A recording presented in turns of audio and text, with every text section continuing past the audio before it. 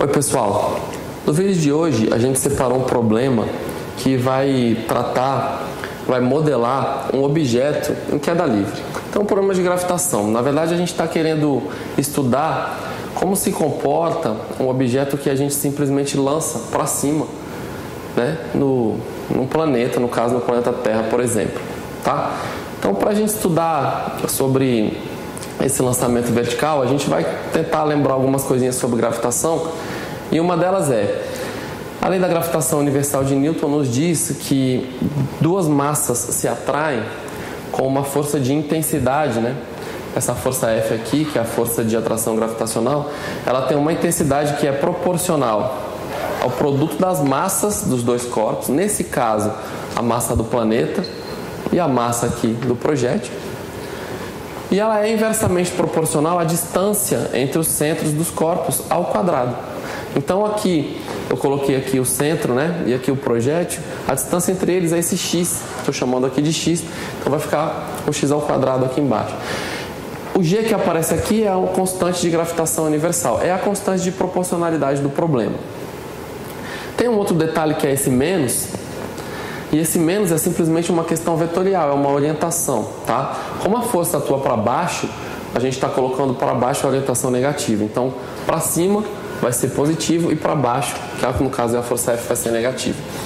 Quando a gente lança esse projétil, é claro que a distância aqui entre o centro da Terra e o projétil, essa distância x, ela vai variar. Essa é a variável do nosso problema. Ela varia com respeito ao tempo. Então, a gente já escreveu aqui um x de t, já é uma função do próprio tempo, tudo bem? Quando a gente lançar o objeto para cima, a gente tem ainda duas condições iniciais. A primeira é a posição do projétil no instante zero. Então, qual é a distância para o centro da Terra? E nós estamos considerando que a gente vai lançar da superfície, essa distância vai ser o próprio raio, que eu estou chamando aqui de r, já é um dado. E além disso, com que velocidade inicial ele é lançado, ou seja, o x' de zero. Lembre-se de que se o x de t é a posição, a derivada é a velocidade. Então, a derivada no instante zero é o que eu estou chamando de v0, que é a velocidade inicial. Para a gente começar o estudo do problema, a gente vai lembrar, então, vamos começar a tentar uma solução. A gente vai lembrar da segunda lei de Newton, que diz que a resultante das forças que atuam no corpo é a massa vezes a sua aceleração. Veja que aqui eu já estou escrevendo a aceleração como uma derivada segunda da posição. Então, a resultante das forças, já que a gente está desprezando os atritos, a única força que vai agir no projétil é a força gravitacional. Então, nós já vamos escrever aqui a força gravitacional. Ok. Para simplificar, a gente já vai cortar essa massa e a gente vai observar a equação diferencial que a gente tem, uma equação que envolve a função e possíveis derivadas, é essa aqui, ó.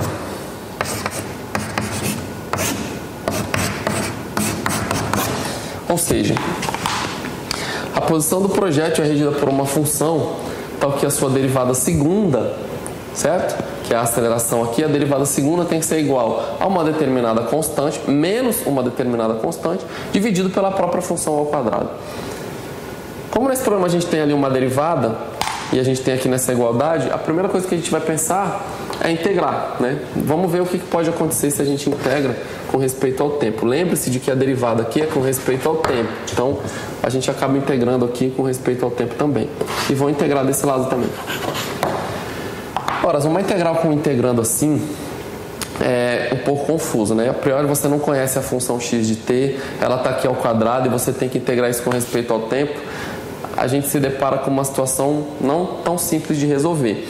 Mas enfatizando o método que nós estamos aprendendo, o método de integração, é o método da substituição. E para esse método, a coisa mais natural que a gente tem para usar o método é ter uma função que apareça por algum lugar do integrando e a derivada dela aparecendo multiplicando.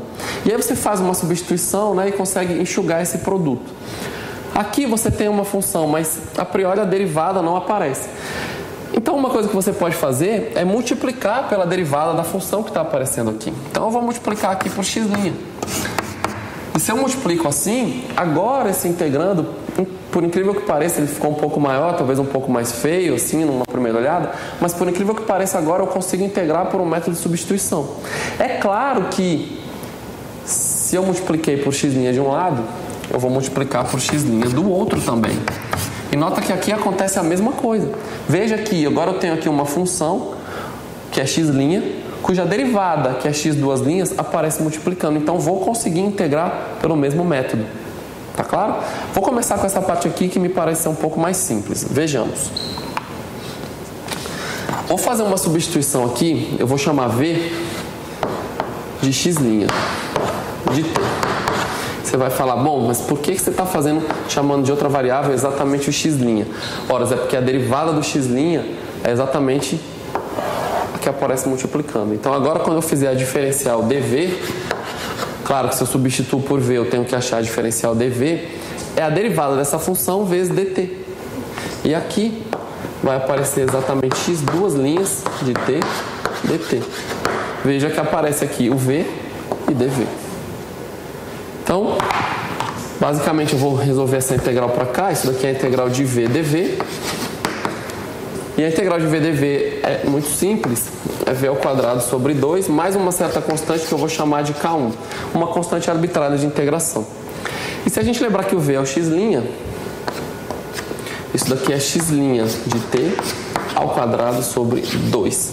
Mais uma certa constante de integração.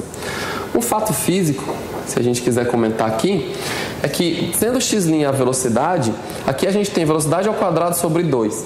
Se a gente não tivesse cancelado essa massa, apareceria aqui a massa, velocidade ao quadrado sobre 2, isso daqui já seria a energia cinética da partícula. Do outro lado nós vamos integrar e a gente vai achar a energia potencial gravitacional. Então, mesmo que a gente não esteja tão interessado, né, nesse contexto físico, pelo menos a gente tem que saber que a integração deu isso daqui, por substituição. Vamos fazer a mesma coisa com esse outro integrando. Eu vou colocar aqui esse menos gm fora da minha integral, porque é uma constante com respeito a t. Tá? Veja que essa parte aqui não depende de t. E vou fazer uma substituição. Ora, a derivada que aparece multiplicando é x' de t dt. Então x' aparece multiplicando. Logo, vou chamar a minha nova variável de x de t. De tal forma que a derivada aparece multiplicando. Então, vou colocar aqui que o meu w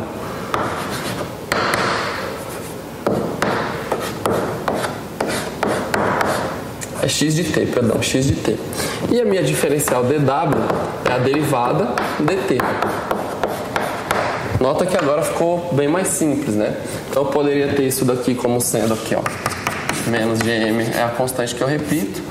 Ela é dw sobre w ao quadrado. Veja que o x é o w. E essa integral ela também é elementar, tá bom? Vou reescrever aqui de uma maneira um pouco mais simples, mas ela é w a menos 2 dw, né? E de novo é uma integral de uma potência. Então, basicamente, como é que você faz para integrar uma potência? Ora, você soma 1 aqui no seu expoente e divide pelo novo expoente. Então, é basicamente o que eu vou fazer. Eu vou colocar menos gm. Aqui eu vou colocar w a menos 1. Veja, eu tenho menos 2. Quando eu somar 1, vai ficar w a menos 1. Vou dividir pelo menos 1, que é o novo expoente que eu tenho. E vou colocar uma constante arbitrária aqui, k2. Veja que esse menos 1 corta com esse menos.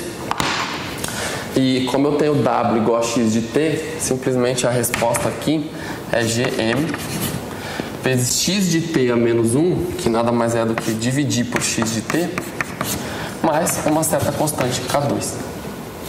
Então, integrei ambos os lados com uma substituição bem conveniente, né, para cada um deles. Veja agora que depois que você integra, claro, se você antes tinha uma igualdade, agora essa igualdade ainda permanece. Então, eu vou igualar esses dois integrandos. Então, eu vou igualar essa parte aqui com essa. Tá bom? Então, eu vou colocar aqui x' de t quadrado sobre 2 mais esse k1 vai ser igual a gm sobre x de t mais k2. Uma coisa que é que a gente pode fazer aqui, ao invés de colocar esse mais K1 de um lado, a gente passa para K menos K1. E na verdade eu nem precisava ter colocado uma constante de ambos os lados, eu coloquei só para que ninguém se perdesse. Porque veja, você tem uma constante arbitrária menos uma constante arbitrária. Ora, isso daqui é por si só uma constante arbitrária. Então a solução que a gente tem aqui no problema é que o seu x' de t ao quadrado, perdão, eu errei aqui. Agora sim, x' ao quadrado sobre 2 tem que ser igual a gm sobre x de t mais uma certa constante arbitrária k. Que é exatamente, né, essa diferença entre as outras duas constantes. Então não importa muito. Então essa aqui é uma equação sobre o problema. Agora veja, a gente tem uma constante aqui, que é uma constante de integração, que ela pode ser determinada com as nossas condições iniciais. Então lembre-se de que a gente tem duas condições iniciais. Primeiro a posição da partícula no instante zero e depois a velocidade da partícula no instante zero. Então se a gente faz t igual a zero, para t igual a zero, eu vou fazer aqui nesse canto, eu vou ficar simplesmente substituindo aqui o t igual a zero. Então vai ficar a velocidade com que eu lanço ao quadrado sobre 2 igual a gm sobre o x de zero, que é o raio, mais k. Então, fazendo esse valor particular, a gente descobre que a constante k é v0 ao quadrado sobre 2 menos gm sobre r. E agora eu consigo substituir essa constante lá para de fato ficar com a equação sem uma constante arbitrária.